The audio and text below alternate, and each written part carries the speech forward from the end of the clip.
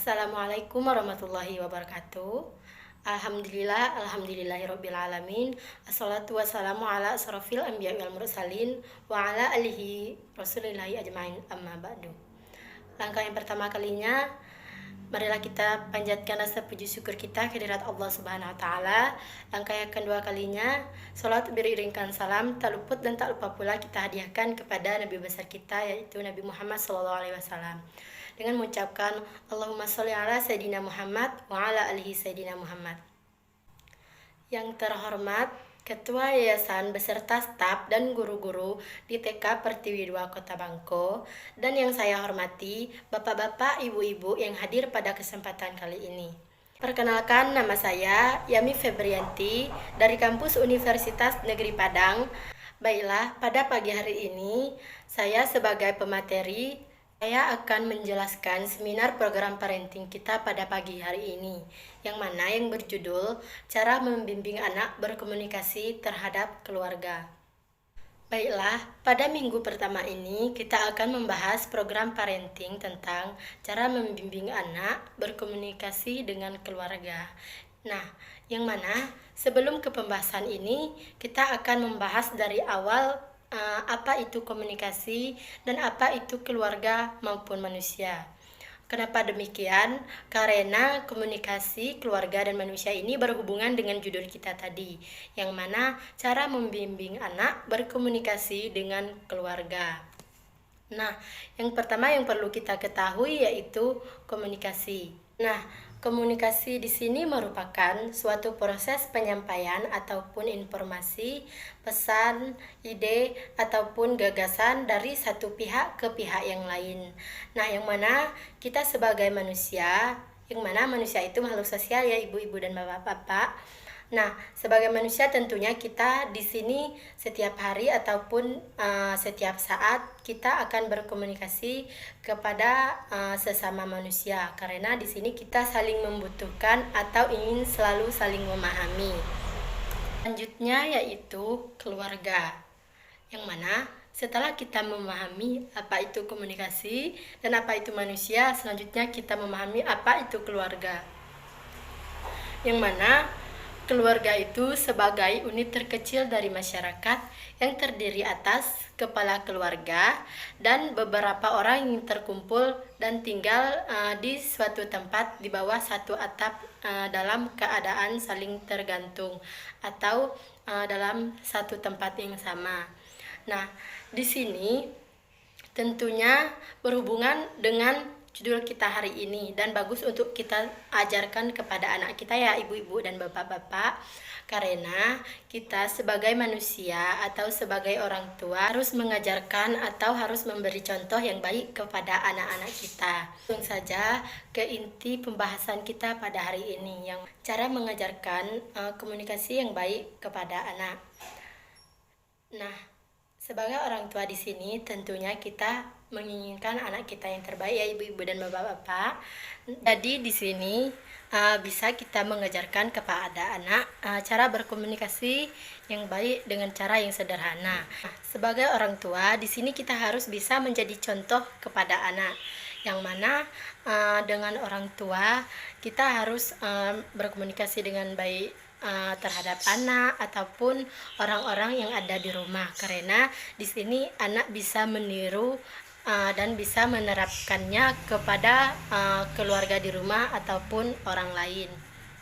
Nah, cara yang kedua yaitu mengucapkan terima kasih. Nah, sederhana kan ibu-ibu cara mengajarkan berkomunikasi dengan anak, yang mana berterima kasih di sini orang tua juga perlu mengajarkan kepada anak, karena mengucapkan terima kasih tersebut sangat bermakna dalam tutur kata atau tutur sapa terhadap keluarga ataupun orang-orang lain. Karena di sini tentunya kita sesama manusia, yang mana manusia tadi makhluk sosial ya ibu-ibu dan bapak-bapak, kita saling membutuhkan. Masa iya kita sudah meminta tolong kepada orang lain kita tidak berterima kasih? Nah, jika tidak berterima kasih di sini tentu kesannya kita tidak bersyukur atau tidak kurang sopan santun gitu ya ibu-ibu. Nah, jadi di sini ibu-ibu dan bapak-bapak harus mengajarkan kepada anak mengucapkan terima kasih setelah minta bantuan kepada orang lain. Selanjutnya yaitu kata tolong. Nah, di sini orang tua juga perlu membiasakan anak untuk mengucapkan kata tolong dalam membutuhkan bantuan orang lain. Nah, kenapa harus demikian? Karena agar anak terbiasa dari kecil sampai masa yang akan datang mengucapkan kata tolong saat membutuhkan orang lain. Karena bagus aja gitu ibu-ibu dan bapak-bapak mengucapkan minta tolong terlebih dahulu sebelum menyampaikan sesuatu yang ingin kita sampaikan kepada orang lain. Nah, salah satu contohnya seperti kepada orang tua yang ada di rumah, contohnya seperti, "Ibu tolong ambilkan saya buku." Nah, gitu kan bagus bunyinya, dan kita yang mendengar pun juga baik ya ibu-ibu dan bapak-bapak. Nah, jika anak ngomong seperti ini, "Ibu tolong ambilkan buku." Nah, tentu kesannya tidak baik ya ibu-ibu. Nah, maka dari itu kita harus mengajarkan kata tolong ini kepada anak dari usia dini supaya anak menerapkannya sampai dewasa nanti. Nah, yang selanjutnya itu kata maaf. Nah, orang tua juga perlu memberitahu anak bahwa kata maaf ini sangat berarti untuk kita manusia. Karena kata maaf ini bisa mengembalikan keadaan yang renggang menjadi baik. Maka dari itu, jika terjadi percekcokan antara sesama, kita harus minta maaf. Kata maaf ini sama halnya seperti mengucapkan kata maaf tadi ya ibu-ibu dan bapak-bapak, seperti maaf, terima kasih. Nah, kenapa demikian? Karena kata maaf ini hal yang sepele juga ya ibu-ibu, tetapi sangat bermakna dalam ucapan kita berkomunikasi kepada orang. Tahu juga kepada anak bahwa kata maaf ini tidak akan menjatuhkan harga diri kita pada manusia, apalagi dalam keluarga. Nah, jika kita melakukan kesalahan, tentunya kita harus minta maaf. Nah, maka dari itu, kita sebagai orang tua ataupun keluarga harus mengucapkan kata maaf kepada orang yang bersangkutan, seperti contohnya. Nah, anak lagi ada percekcokan antara kakak dan adik. Nah, di sini sebagai orang yang termuda ataupun di sini tadi adiknya yang salah. Tetapi di sini kakaknya juga harus minta maaf ya ibu-ibu dan bapak-bapak. Nah, contohnya seperti kakak adik ada percekcokan di rumah tadi. Nah, di sini adik harus minta maaf kepada kakak tersebut. Nah, seperti kakak maafin adik ya kak, tadi adik yang salah. Nah, seperti itu. Dan juga kakak juga minta maaf ya kepada adiknya supaya adiknya terkesan menyenangkan gitu, terkesan bahagia karena kakaknya juga minta maaf. Karena di sini agar adiknya atau anaknya tidak merasa bersalah. Nah, seperti, "Iya dek, kakak juga minta maaf." Nah, gitu.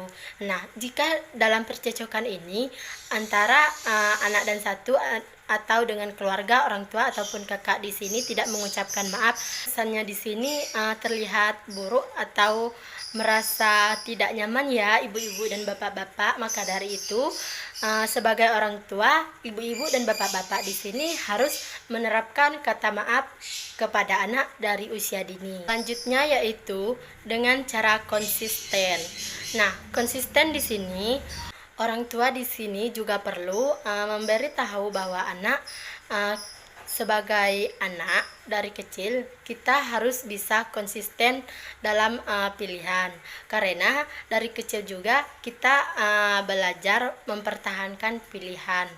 Nah, agar anak di sini bisa bertanggung jawab dengan pilihannya sendiri, agar suatu saat nanti atau dari sekarang rasa keegoisan anak berkurang.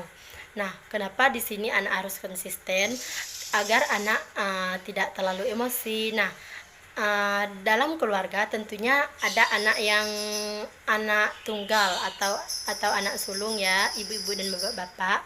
Nah, seperti contohnya anak yang cewek satu-satunya di rumah ataupun anak pertama, anak sendiri di rumah. Tentunya di sini anak bisa tidak konsisten. Kenapa? Anak tersering manja, apa yang diinginkan selalu dituruti orang tua ataupun keluarga dan jarang kena marah. Nah, tentunya di sini orang tua atau keluarga harus mengajarkan konsisten kepada anak agar anak di sini konsisten dalam pilihannya dan bertanggung jawab dalam hal apapun.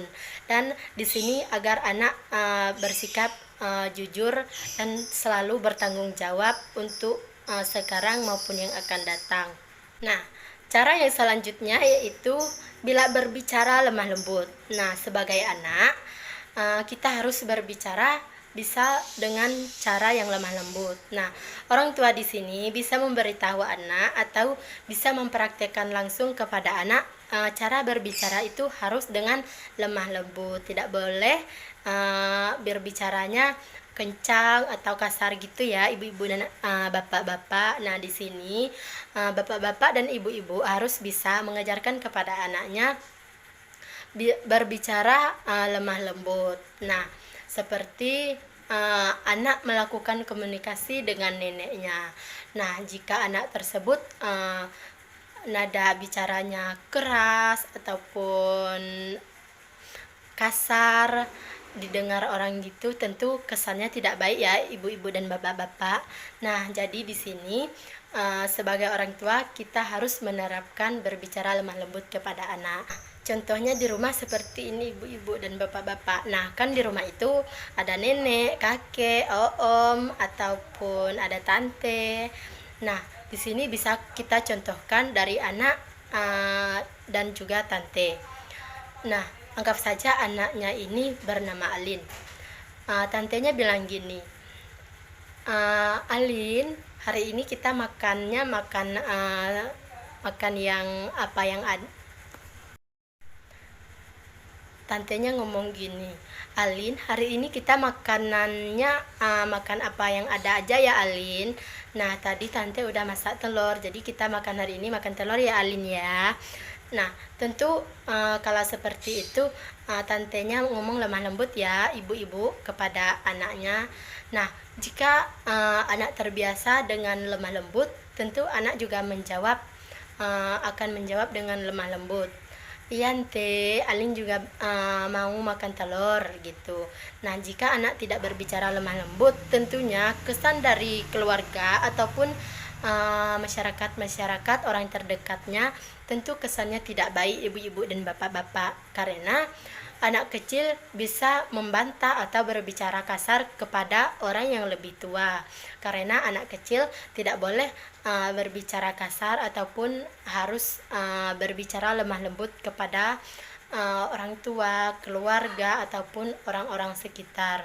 Nah, bukan hanya dengan orang yang lebih tua ya ibu-ibu dan bapak, kalau bisa kita harus menerapkan kepada anak selalu berbicara lemah lembut, karena apalagi anaknya cewek tidak boleh berbicara kasar ataupun keras dalam pembicaraannya. Nah, cara mengajarkan komunikasi yang baik kepada anak bisa juga kita melalui bila ditanya tersenyum ataupun disapa.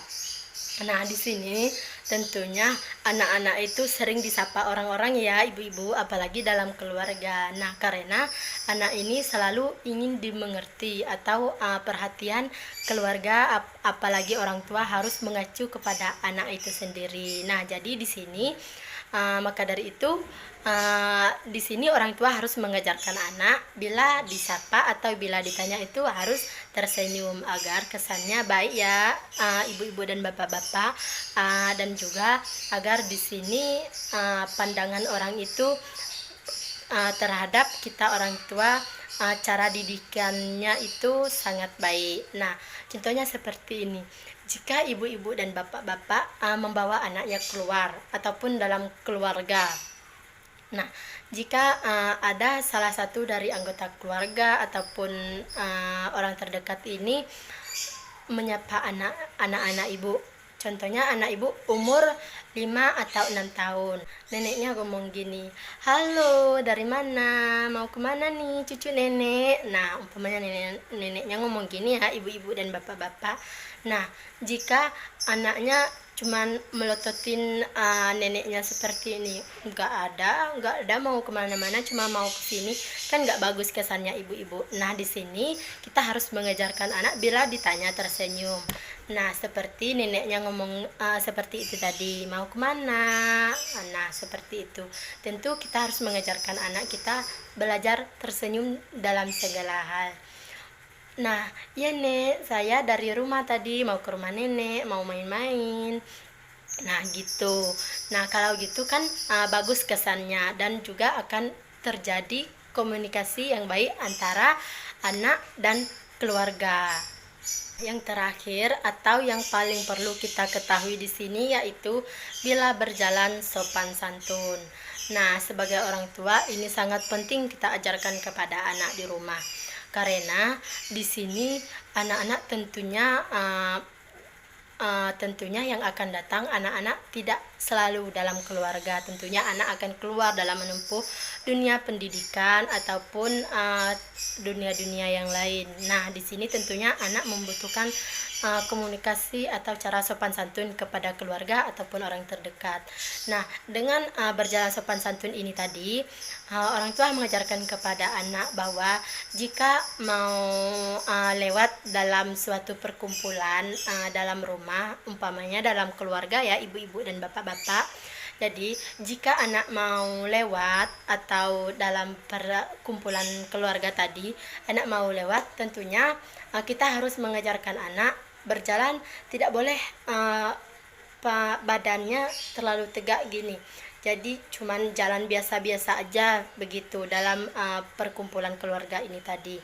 Nah, tentunya dalam perkumpulan ini jika anak mau lewat kita harus mengajarkan anak jika berjalan kita harus nunduk dan bikin tangan seperti ini agar kesannya dalam pandangan orang, wah anak ini sangat baik komunikasinya gitu.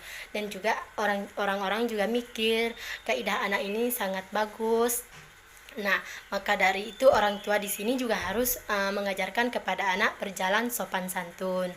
Nah, kenapa sebagai orang tua kita harus mengajarkan anak cara komunikasi yang baik kepada keluarga ataupun orang terdekat dan juga masyarakat.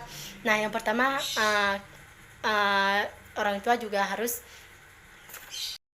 Nah, kenapa orang tua perlu mengajarkan anak cara berkomunikasi dengan keluarga? Nah, karena dengan keluarga ini terdahulu anak akan melakukan komunikasi. Nah, dengan seringnya berkomunikasi yang baik kepada keluarga, tentunya anak di sini akan menerapkan sampai seterusnya komunikasi ini kepada orang terdekat, masyarakat ataupun yang lainnya. Nah, jika komunikasi anak tidak baik, tentunya anak tersebut tidak dipandang dengan bagus. Tentunya kita sebagai orang tua juga dipandang seperti kita tidak mengajarkan etika kepada anak kita, seperti itu ibu-ibu dan bapak-bapak.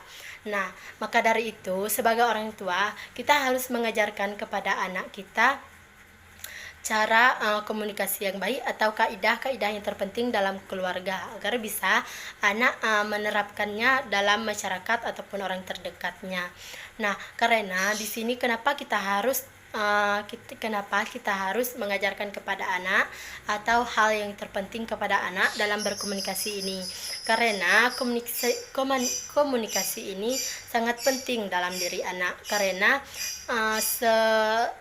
setinggi apapun ilmu yang kita miliki atau sebesar apapun pendidikan kita atau setinggi apapun pendidikan kita, ibu-ibu dan bapak-bapak, tentunya kita juga tidak dipandang, tentunya kita juga tidak dianggap orang yang berharga, orang yang berpendidikan jika cara berkomunikasi kita tidak baik atau kaidah-kaidah kita tutur sapa, bicara atau tingkah laku kita tidak baik, tentunya kita tidak akan dipandang orang baik dalam pandangan manusia.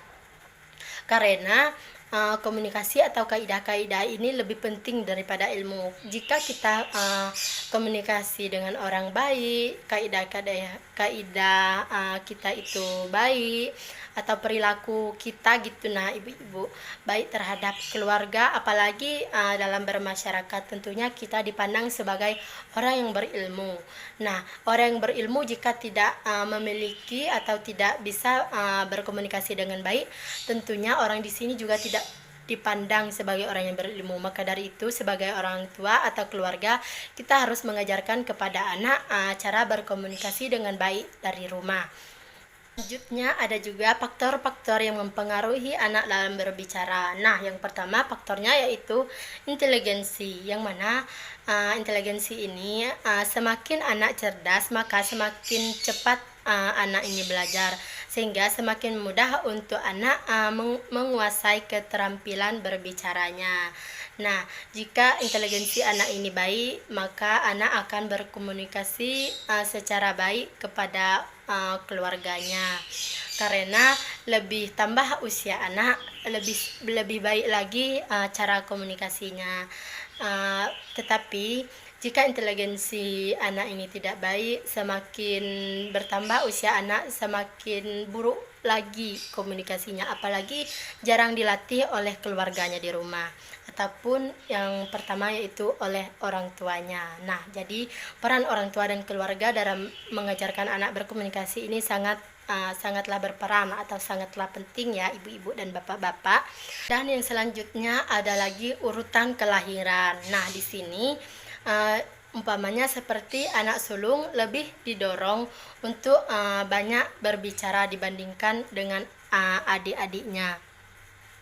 Nah, kenapa demikian? Karena anak sulung ini seperti anak yang lahir pertama dalam keluarganya. Tentu anak di sini dituntut untuk sering berbicara atau berkomunikasi kepada keluarganya di rumah, terutama kepada adik-adiknya, agar di sini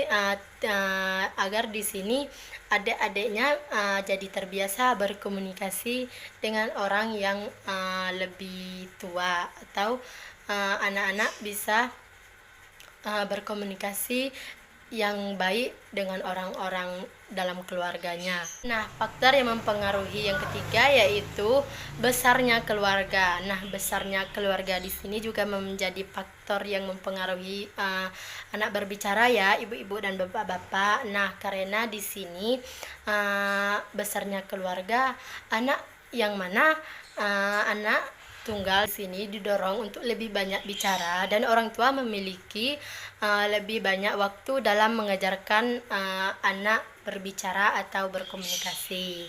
Nah, sedangkan anak-anak dari keluarga yang besar lebih menerapkan kedisiplinan, sehingga anak-anak lebih sulit untuk berbicara sesuka hatinya. Nah, kenapa demikian? Kenapa besarnya keluarga ini menjadi pengaruh untuk anak dalam berkomunikasi? Karena contohnya seperti keluarga yang kecil, tentunya banyak waktunya untuk anak dalam berbicara, selalu berkomunikasi, sedangkan keluarga yang besar selalu menerapkan kedisiplinan, dan anak pun berbicara sesuka hatinya kapan butuhnya saja. Karena di sini anak dan orang tua jarang melakukan komunikasi. Maka dari itu besarnya keluarga ini menjadi faktor yang mempengaruhi dalam mengajarkan anak berkomunikasi. Nah, yang selanjutnya bisa juga melalui status sosial ekonomi. Nah, dalam keluarga dengan ekonomi menengah ke bawah cenderung memiliki kegiatan yang kurang terorganisasi dibandingkan dengan keluarga yang menengah ke atas, sehingga pembicaraan antara anggota keluarga jarang terjadi, serta anak-anak kurang didorong untuk berbicara. Faktor yang terakhir yaitu jenis kelamin. Nah, terdapat efek penggolongan dalam jenis kelamin pada pembicaraan anak sekalipun masih berada dalam tahun-tahun prasekolah. Nah, anak laki-laki diharapkan untuk sedikit berbicara dibandingkan dengan anak perempuan. Apa yang dikatakan dan bagaimana cara mengatakannya diharapkan berbeda dari anak perempuan. Nah, membual dan mengkritik orang lain dipandang sesuai dengan anak laki-laki, sedangkan anak perempuan lebih dianggap wajar dalam mengadukan orang lain. Kenapa demikian? Karena laki-laki itu orangnya tegas, perkasa. Tentunya di sini laki-laki itu tidak boleh banyak berbicara. Masa iya laki-laki pembicaraannya lebih gimana gitu ya, ibu-ibu dan bapak-bapak. Laki-laki ini lebih tajam atau lebih banyak bicaranya dibandingkan perempuan. Nah, tentu di sini laki-lakinya banyak diam dibandingkan anak perempuan. Karena anak perempuan tentunya harus pintar berbicara ya ibu-ibu dan bapak-bapak, karena anak perempuan ini yang akan menempuh dunia pendidikan atau dalam bermasyarakat. Tentunya anak perempuan ini juga yang akan sering melakukan komunikasi. Jadi dari kita mengajarkan komunikasi kepada anak tentu ada manfaatnya bagi kita dan juga bagi anak-anak. Nah, yang mana manfaat mengajarkan komunikasi kepada anak yaitu yang pertama membangun komunikasi yang positif sejak anak masih kecil dapat membantu dalam mengembangkan kepercayaan diri anak. Nah, membangun rasa harga diri anak. Anak merasa lebih berharga dan juga membangun konsep diri anak yang positif. Dapat membantu anak dalam membangun hubungan dengan orang lain yang ada di sekitarnya. Nah, jadi kita mengajarkan komunikasi yang baik kepada anak dalam keluarga ini tadi juga bermanfaat ya ibu-ibu kepada anak, sangat bermanfaat lagi ibu-ibu dan bapak-bapak. Bermanfaat dalam keluarga, dalam masyarakat, ataupun dalam dunia pendidikan, dan juga agar rasa sosial anak itu tinggi dan rasa kepercayaan anak itu pun akan lebih kuat. Nah, jadi di sini dengan komunikasi bisa juga menumbuhkan rasa percaya diri anak.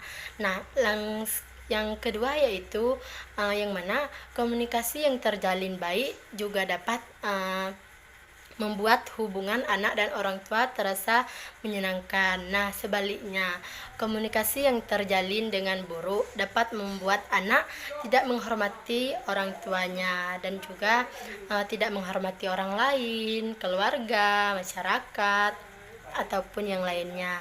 Nah, di sini sering terjadi pertengkaran antara anak dan orang tua dan perasaan tidak berharga pada anak. Nah, jika sebagai orang tua kita tidak berkomunikasi atau tidak menghormati anak kita dengan baik, nah di sini akan terjadi rasa yang sedih kepada anak. Nah, sebagai anak dan orang tua, di sini kita juga harus saling menghormati dengan baik, apalagi dalam berkomunikasi.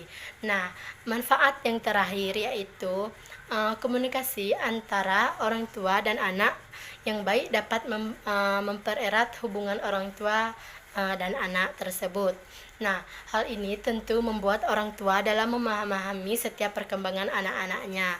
Nah, ingat ya ibu-ibu dan bapak-bapak, perkembangan anak bisa berbeda-beda di tiap usianya. Nah, lewat komunikasi orang tua bisa mengetahui seperti apa anak mereka, apa yang mereka suka lakukan dan tidak suka yang tidak disuka dan tidak. Ibu-ibu dan bapak-bapak sudah memahami kan apa itu komunikasi tadi. Jadi komunikasi ini sangat penting kita ajarkan kepada anak. Nah, dengan komunikasi ini tadi kita jadi memahami apa itu manfaat dari komunikasi tersebut. Nah, setelah ini ibu-ibu di rumah jika ada yang kurang berkomunikasi kepada anak-anaknya di rumah, jadi setelah ini ibu-ibu bisa memperbaiki hubungan atau memperbaiki keadaan di rumah, seperti selalu menjalin komunikasi kepada anak, apalagi komunikasi yang baik itu sangat penting untuk anak karena manfaatnya bagi anak sangat banyak, bisa membangun kepercayaan diri anak, bisa menumbuhkan rasa sosial anak, bisa dari itu bisa juga menumbuhkan semangat anak untuk menjalani kehidupannya karena anak merasa dekat kepada orang tuanya melalui sering berkomunikasi ini tadi. Nah, selesailah sudah materi dari program parenting kita hari ini. Semoga bermanfaat ya ibu-ibu dan bapak-bapak dan bisa diterapkan di rumah. Nah, langsung saja saya Yami Febrianti mohon maaf undur diri dan terima kasih kepada bapak-bapak dan ibu-ibu telah mengikuti seminar tersebut dengan baik. Saya akhiri dengan wabillahi taufik wal hidayah. Wassalamualaikum warahmatullahi wabarakatuh.